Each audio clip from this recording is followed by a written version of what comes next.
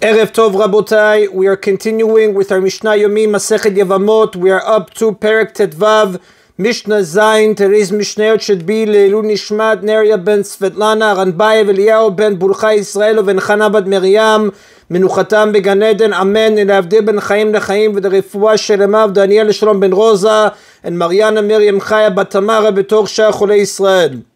The Mishnah begins, Amra met Bali v'achagach met Chami. If a woman went overseas with her husband and father-in-law and she returned and said, my husband died and then my father-in-law died, Tinaseh v'titol ktubata, she may marry and collect her ktubah because she is believed to say that her husband died. V'hamrutah hasua, but her mother-in-law is forbidden to marry or collect her ktubah because the mother-in-law may not remarry based on her daughter-in-law's testimony.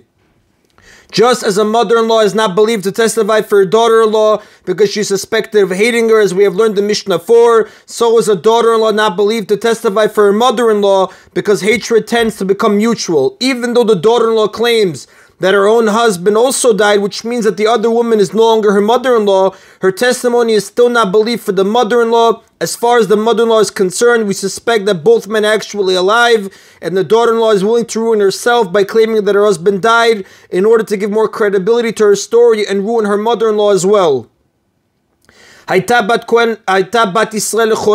mother-in-law was a daughter of Israel who was married to a Kohen, meaning the father-in-law was a Kohen and the mother-in-law was a daughter of Israel, and she may eat terumah only as long as her husband is alive, she may continue to eat terumah on the presumption that her husband is still alive. Since the testimony of the daughter-in-law is not believed with regard to her mother-in-law, the mother-in-law may continue to act in every way as though her husband is still alive. Divrei Rabbi Talfon, these are the words of Rabbi Talfon. Rabbi Akiva Omer, but Rabbi Akiva says, En zudech motziatah midei avera, this is not the way to free her from the possibility of sin. Rather, she can be assured of not sinning. Only if she will be forbidden to remarry and forbidden to eat terumah. Although her daughter-in-law's testimony is not believed to allow her to remarry, there is nevertheless a doubt whether her husband is alive. Therefore, to ensure that she does not sin, she may not remarry because her husband might be alive, and she may not eat terumah because her husband might be dead. Now, having mentioned two disputes between Rabbi Talfon and Rabbi Akiva, from this Mishnah and the previous Mishnah, the Mishnah now cites other disputes between them in which Rabbi Akiva uses a similar argument. The first dispute concerns a man who betrothed a woman by sleeping with her. Although that is an effective means of betrothal, it is forbidden by the sages for reasons of modesty. Kidesh echad mechamesh nashim ve'enu yodeh ezu kidesh. If someone betrothed with cohabitation one of 5 women, but he does not know which one he betrothed, for example, he forgot which woman he had betrothed, Kol achat omeret oti kidesh, and each woman says he betrothed me. Noten get lekol achat v'achat. He must give a get to each of them before she can marry another man. Or if he wants, he may marry some or all of them. Umeniach ktubah benen umistalek, and he places the money of one ktubah between them, and thereby removes himself from the obligation of paying the ktubah. He does not actually place the money between them, rather he places the money in trust until one of them can prove that she was the one he betrothed, and thereby collect the money. Since each woman claims that she has betrothed him, none of them may marry until she receives a get from him. By claiming that she is betrothed to this man, each woman declared that she is forbidden to marry anyone else, what we call shavita renafsha chaticha d'isura. Therefore, she becomes forbidden to marry anyone else until she receives a get from this man.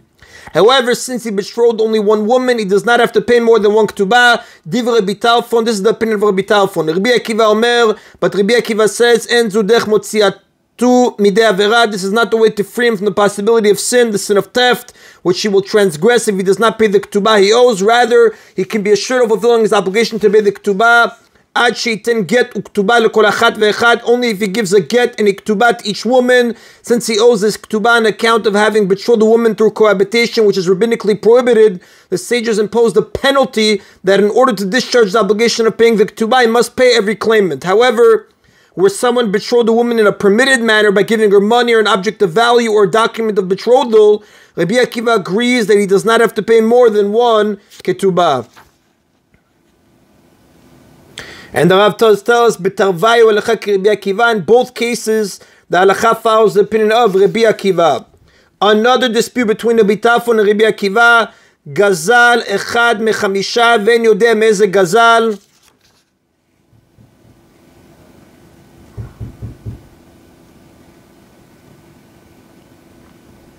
Just to explain before we continue, the Rav explains to us that in the case of the Tirumah, the halacha follows Rabbi Tarfon, but in the case of the betrothing one of 5 women and stealing from one of 5 people, in those 2 cases, the halacha follows Rabbi Akiva. So in the first case of Mishnah 7, the halacha follows Rabbi Tarfon. In the next 2 cases, the halacha follows the opinion of Rabbi Akiva. Gazal echad mechamisha ve'en yodeh meze gazal. If someone stole from one of 5 people and does not know from which one he stole, kol echad omer oti gazal, and each one says he stole from me. Maniach gizela benenu mistalek. He places a stolen object between them and thereby removes himself from the obligation to pay the theft. Since he stole only one object, he does not have to repay more than one object. Divi Rabbi Tarfon. This is the opinion of Rabbi Tarfon. Rabbi Akiva Omer, but Rabbi Akiva says, En zo derech motziatu midei avera. This is not the way to free him from the possibility of sin. Rather, he can be assured that he has repaid the theft. Ad sheshalem gzela kol echad ve'echad. Only if he repays the value of the stolen object to each person, since he owes this money because he took it unlawfully. The sages penalized him that in order to fulfill his obligation to repay the theft, he must repay everyone who claims to have been the victim of the theft. And that is then of Mishnah Zayin. The next 3 Mishnah discuss when a woman is believed to testify about her status with regard to Yibum. We begin with Mishnah Chet. If a woman went with her husband overseas, and her only child was with them, and she came back alone and said, my husband died and then my child died, which means that her husband did not die childless and she is therefore exempt from Yibum, even though the child later died. Since he was alive at the time of the husband's death, the wife is exempt from Yibum or Chalitza. As the Gemara says in Masechet Yevamot, page 87b, Ne'emenet, she is believed and she may remarry without undergoing Yibum or Chalitza. Since she had a child when she went overseas, it was presumed that she would be exempt from Yibum. Since she is now simply testifying that the status has not changed, she is believed. Since it was known that she had a child when she went overseas, if she would have simply said that her husband died, she would have been given permission to remarry without being subject to Yibum. The only possible reason for her to become subject to Yibum is because she said that her child died. Since the only way we know that the child died is because she said so, she is believed to say that the child died after her husband died, and she is still exempt from Yibum, what we call a pesha sagu, a pesha etil. The mouth that forbade was the mouth that permitted. Med bini v'achach med bali. However, if she said my child died and then my husband died, which means that her husband died childless and she is bound to his brother for Yibum, although she has believed that her husband died, and nah ne'emenet, she has not believed that she is subject to Yibum. Since she was presumed to be exempt from Yibum, she is not believed to testify that her status has now changed. Therefore, she remains exempt from Yibum. Although the sages approved the woman's testimony about her husband's death, that was only in order to allow her to remarry. However, her word is not enough to change her status with regard to Yibum. And although Mishnah 1 states that a woman who testifies that her husband died childless does become subject to Yibum, that refers only to a case where he had no known child, and she was therefore presumed to be subject to Yibum.